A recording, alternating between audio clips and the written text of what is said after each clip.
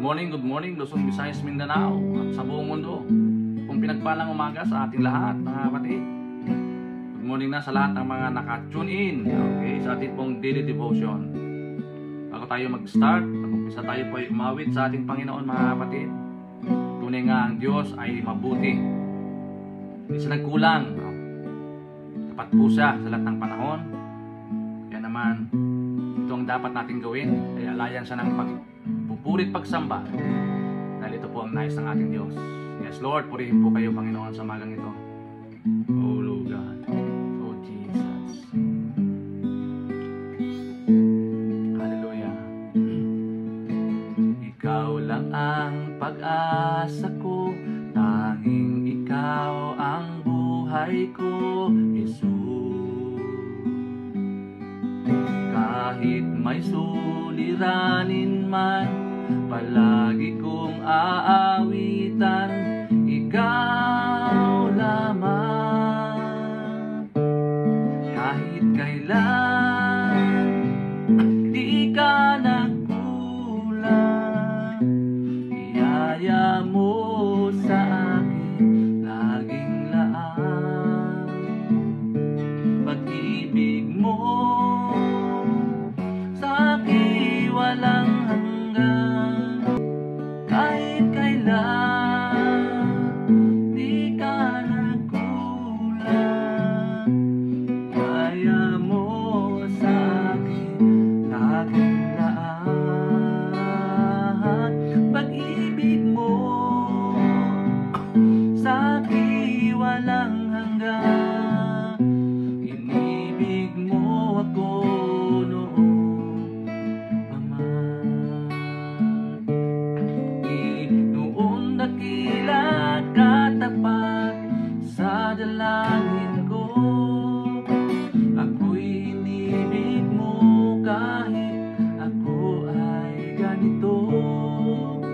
Walang katapusan ang pagmamahal mo, walang pinipili ang puso mo.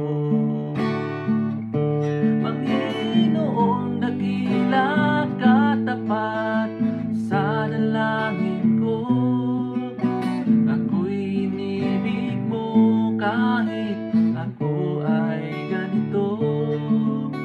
Walang katapusan ang pagmamahal mo, walang pinipili ang puso mo. Yes, Lord. Walang pinipili ang puso mo, oh God. Walang pinipili ang puso mo. Kahit kailan, di ka nagkulang, yaya mo sa akin laging laan. Pag-ibig mo sa akin walang hanggan. Inibig mo ako noon pa man. Inibig mo ako noon pa man. Yes, Lord. Salamat po, Lord, sa pag-ibig na inatang mo sa amin, Panginoon. Pag-ibig na busilang, wala kang pinipili. O Lord, salamat po sa pag-ibig na ito. Dahil man di po kayo nagkulang, Panginoon. Nariyan po kayo lagi. Kami ay sakluluhan, patawarin, at ingatan, Panginoon. Salamat po, O Diyos, sa oras po na ito. Ito nga po maghari sa aming pong gawain. Ikaw pong manguna sa pangalan ni Jesus. Nagkatiwala po namin sa iyo ang palang kamay. Pagharihan niyo po kami, Panginoon, sa araw na ito. At inahalangan ko po ang plan ko ng kaaway sa oras po na ito sa pangalan ni Jesus. Hallelujah! Amen, amen. Ayan, good morning, good morning. Good morning na sa bawat isa sa atin, mga kapatid. Tunay nga ng Diyos ay hindi nagkukulang, no? Mga kapatid. So ating pong pagpapatuloy ang ating pong series na tinatalakay patungkol po sa Purpose-Driven Life ni Pastor Rick Warren, yung libro po ni Pastor Rick Warren, mga kapatid. Discovering Your Purpose, okay? What on earth am I here for? Sabi nga po ni Mark Twain, ito po yung famous quote niya. Okay, sabi niya, the two most important days in your life are the days you are born and the days you find out why. Diba? Kasi marami pong tao na hindi alam yung purpose. Bakit po sila ay nag-i-exist sa mundong ibabaw. Hindi na alam bakit nandito sila sa mundong ito. No? So tanda natin, kailangan natin ma-discovery. Malaman natin yung purpose ng Diyos, bakit ka nilikha. Tanda natin, mayroon pong specific na ipinapagawa sa atin ng Panginoon. No? Hindi niya tayo nilikha para lamang sa walang purpose. No? Tanda natin, kaakibat po natin ang Panginoon. Kaya sabi po ng ni Rick Warren, no? We are born by His purpose and for His purpose. Diba? So ngayon po, day 6, life is a temporary assignment. Ang buhay ay pansamantala lamang. Yes. Sabi po ng Psalm 39 verse 4, Lord, remind me how brief my time on earth will be. Remind me that my days are numbered. How fleeting my life is. Sabi po ni Haring David, no? Panginoon, paalalahanan mo ako kung gaano kaikli ang panahon ko sa lupa. Ipaalala mo sa akin na ang aking mga araw ay binilang kung gaano kadali ang aking buhay. Kaya nga po, ang bottom line po dito, mga kapatid, na wag natin sayangin ang panahon. Opo, wag tayo magsasayangin ng oras na hindi natin bigyan ng kaluguran ng Panginoon. I am here on earth for just a little while. Kaya nga, describe po yung buhay natin as a mist, a fast runner, a breath, and a wisp of smoke. Diba? Yung mist, yung amog, no? Yung usok, nandyan yan, maya-maya wala na. Ganun po kabilis. Kaya sabi po ni Job 8:9, For we are born but yesterday, and to know nothing. Our days on earth are splitting as a shadow. Mga kapatid, napakadali ng buhay. Kaya nga, mga kapatid, dapat malaman natin talaga ng malinaw yung purpose po ng Panginoon. Bakit niya tayo nilikha? Opo, kaya kung hindi mo pa alam yung purpose mo, bakit ka nandito sa mundong ito, bakit ka nag-i-exist sa mundong ito, alamin po natin, mga kapatid. Two truths you must never forget to make the best use of your life. Number 1 po, compared with eternity, life is extremely brief. Di ba sabi po ng Bible, no? 60, 70, 80. Kapag maingat po tayo, aabot tayo ng 80, 90, di ba? Pero po, napaka maliit na ng porsyento na nakakatawi doon. Kapatid. Earth is only a temporary residence. Ito, madalas po natin sinasabi ito, na itong Earth, itong mundong ito, hindi po ito yung final destination natin. Okay? Psalm 39 verse 4, Lord, remind me how brief my time on earth will be. Remind me that my days are numbered. Now fleeting my life is. Sabi po ni David. Diba? Earth is a temporary residence. Kaya nga, wag masyado tayong naka-attach dito sa mundong ito. Tanda natin, itong mundong ito ay mapaparang ito. Mawawala ito. Madidiminish ito. At sabi ng Biblia, the word of the Lord will remain forever. Only the word of the Lord, no? Yung salita ng Diyos ang siyang mananatili magsawalang hanggan. Our brief stay on earth is described by the Bible as alien, foreigner, stranger, visitors, pilgrim, and traveler, as David says. In Psalm 119 verse 19, I am only a foreigner in the land. Don't hide your commands from me. Nandun po si Peter, no? Sabi niya sa 1 Peter chapter 1 verse 17, if you call God your Father, live your time as a temporary resident on earth. Kaya nga kapag nalaman mo na temporary lamang tayo sa mundong ito, lalo mong papahalagahan yung bawat minuto, bawat oras sa buhay po natin. Di ba, mga kapatid? Kasi marami mga tao na sinasayang lamang nila yung oras. Tanda natin, nabigyan tayo ng Panginoon ng 24 hours a day. Gamitin natin ito according sa kanyang kalooban. Huwag tayo magsayang ng oras. Kaya sabi nila, time is gold, di ba? Kasi pag ang oras lumipas na, hindi mo na yan may babalik. Sayang na. Ayan, mga kapatid. Di ba? Kaya nga, sabi po ni Paul sa Philippians chapter 3 verse 19 to 20, all they think about this life is here on earth, but we are citizens of heaven, where the Lord Jesus Christ lives, and we are eagerly waiting for Him to return as our Savior. Di ba?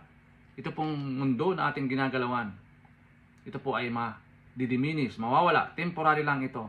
Kasi meron pong permanent residence natin, di ba?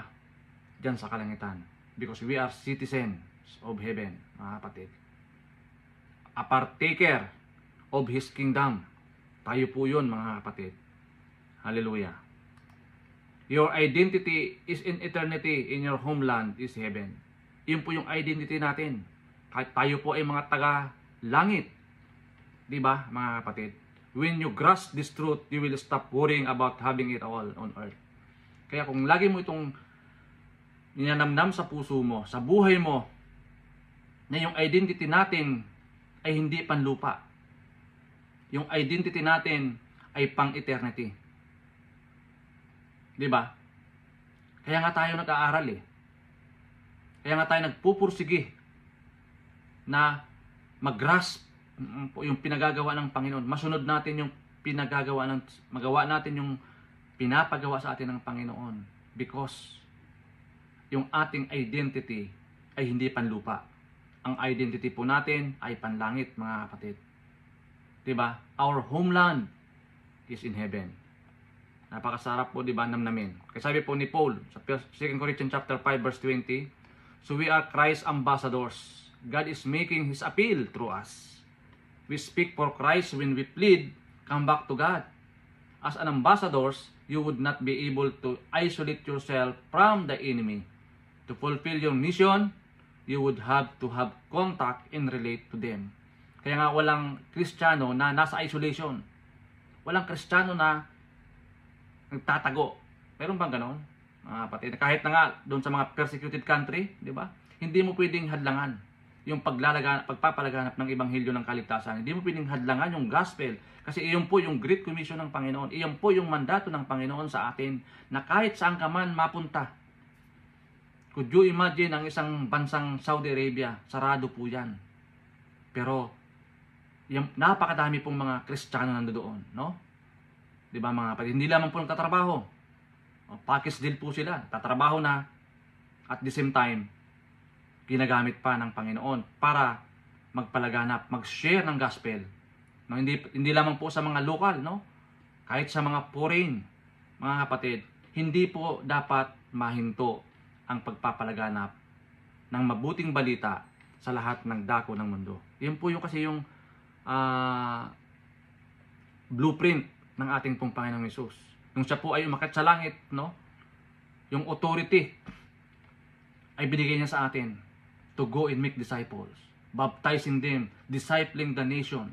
Diba? Bahaginan ang mga tao, mga kapatid. Yan po yung mission po natin. Kaya kung hindi ka pa nakakapag-involve sa ganitong gawain, mag-involve na po tayo. Ito po dapat ang ginagawa natin, mga kapatid. We are Christ ambassadors. Diba? Mga kapatid, walang ibang gagamitin kundi tayo.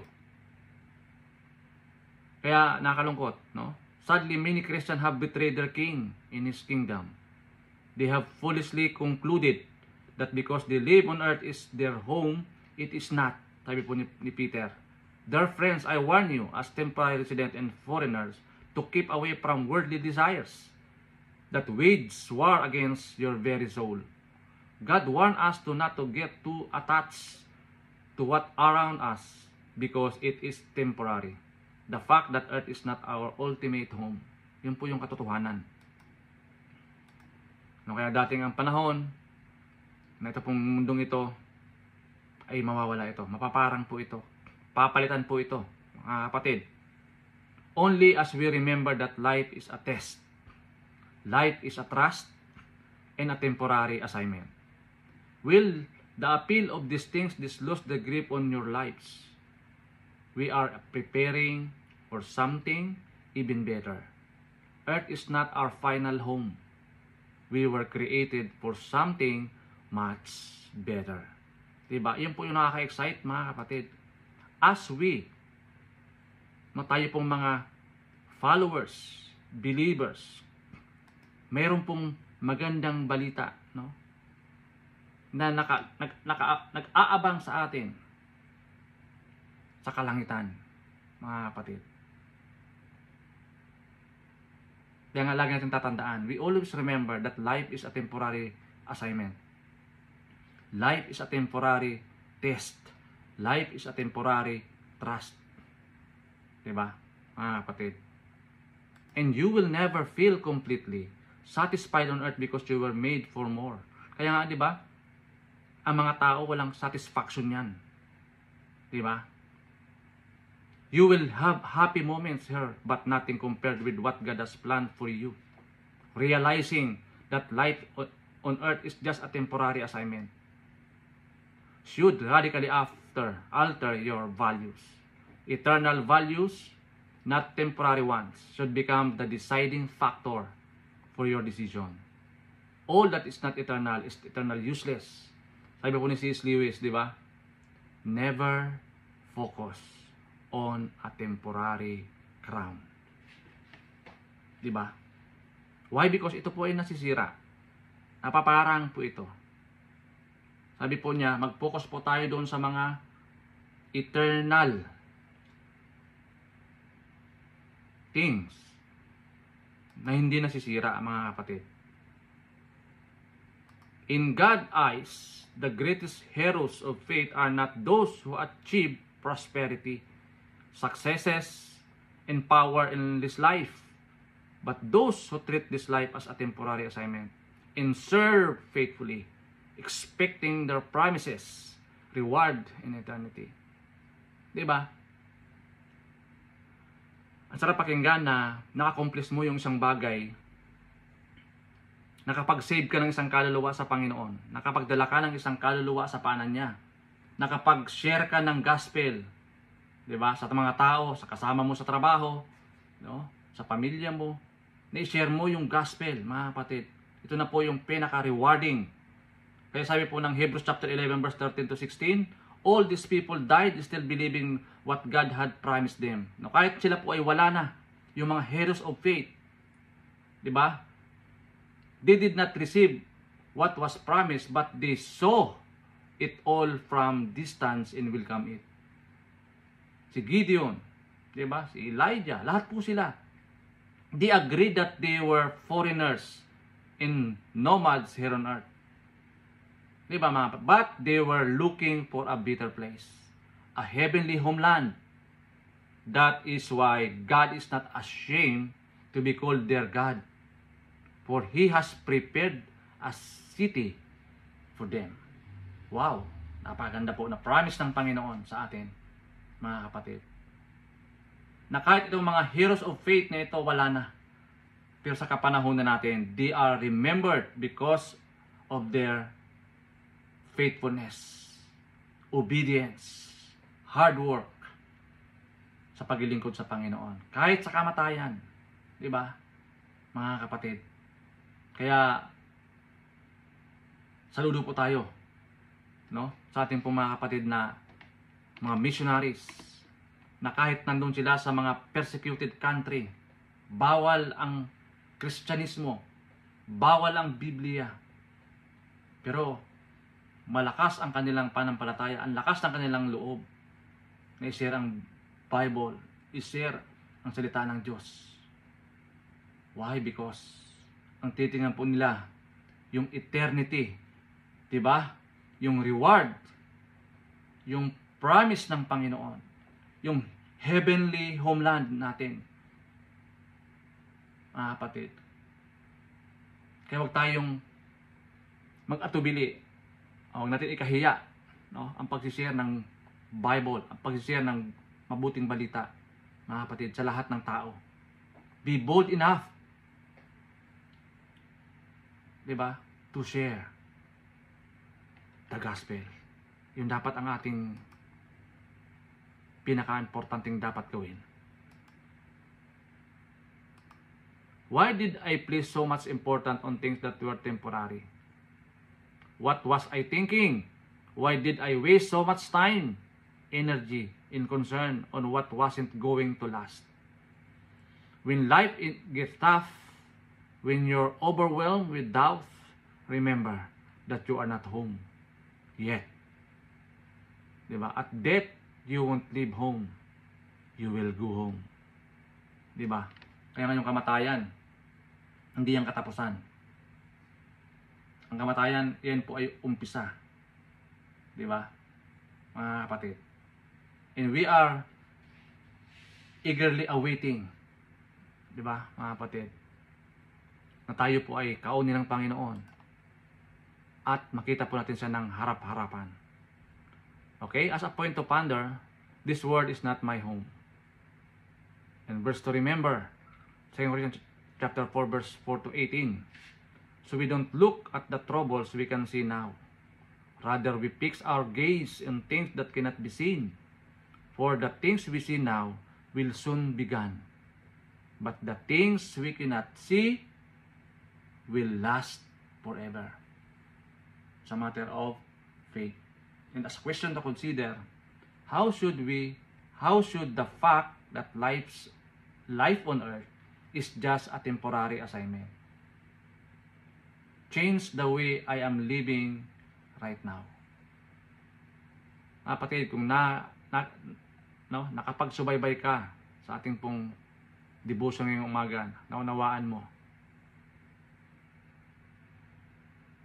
na kung na-challenge ka, lalo na nasa ministry ka, hindi na ma-maximize yung iyong talent, hindi mo nagagampanan ng maigi yung pinapagawa sa iyo ng Panginoon. It's time na maging seryoso tayo sa paglilingkod sa ating pong Panginoon.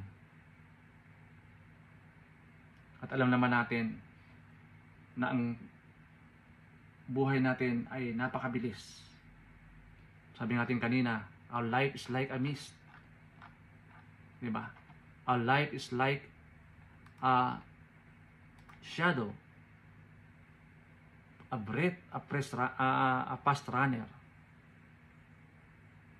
Kapatid, don't waste time. Gawin nating makabuluhan lahat ng ating mga ginagawa.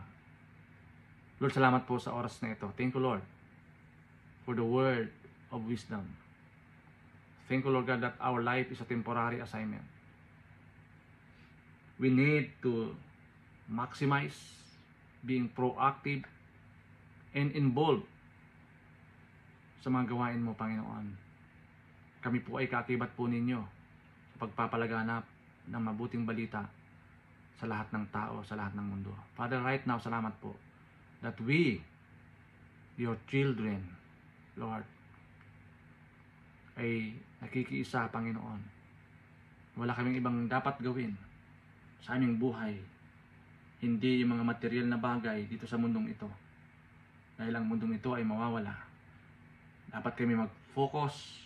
Ano ba yung mga eternal things? Ano ba yung mga bagay na pinapagawa mo na mag-last forever? Lord, salamat. Help us, Panginoon, sa oras po nito. Salamat, Lord. Pinupuri ka namin, pinasalamatan sa umagang ito. Lord, I pray sa aking mga kapatid na nagadanas ng mga karamdaman. Lord, persecution sa mga oras po na ito. I pray, Lord, ipadalin niyo po ang iyong mapagpalang kamay. Diba? Sabi po ng salita that the peace of God shall surpasses all understanding, that will guard our heart and mind in Christ Jesus. Pagka salamat po. Pinupuri ka namin, pinasalamatan. Sa iyo lamang, Lord, lahat ng papuri, pagluwalhati sa pangalan po ni Jesus. Amen and amen. Yan po, maraming pong salamat sa lahat ng ating mga kapatid na sumubaybay, no? Na natili sa ating pong daily devotion sa umagang ito. Dalangin ko nito po ay magrema. Opo, ma-challenge po tayo, ma-ignite po tayo, lalo na sa paglilingkod sa ating pong Panginoon. Salamat po. To God be all the glory. God bless.